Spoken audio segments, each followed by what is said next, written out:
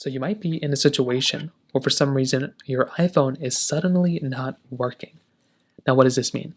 Well, basically, maybe you're going through your iPhone and it just randomly just stops working out of nowhere. The first thing I recommend doing is seeing if your iPhone is properly charged. You might just want to go through, grab the iPhone charger, and just plug the charger right into your particular device. Sometimes, if your iPhone just completely randomly shut off, that can be probably one of those things to keep in mind there. So you might have to go through and see if you can essentially, see if you can, charge up your iPhone, because sometimes that might be the way to kind of fix it as well.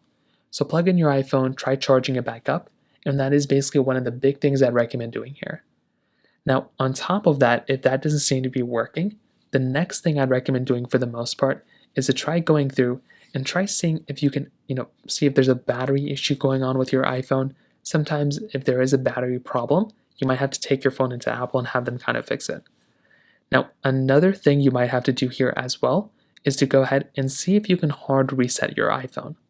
So a hard reset is basically just following these instructions, quickly pressing and releasing the volume up, pressing and releasing the volume down, and then holding the side button until your iPhone completely powers down.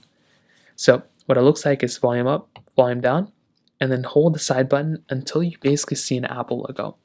This is called a hard reset, and what this basically does is it will go through and it will hard reset your iPhone. It will, restart it without having to click on the display. When you see the Apple logo, you want to let go. And now when you let go, it'll just go through its normal, boot up panel. And that is another big thing that might end up fixing it for you as well. So if it's still not working, you might want to contact Apple and have them take a look at your iPhone, because sometimes it can be a bigger issue and they may be the only ones who can fix it.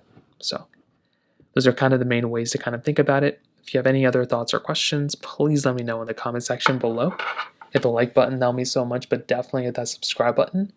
More importantly than everything else, I love every single one of you guys. Hopefully I'll catch you guys in the next video.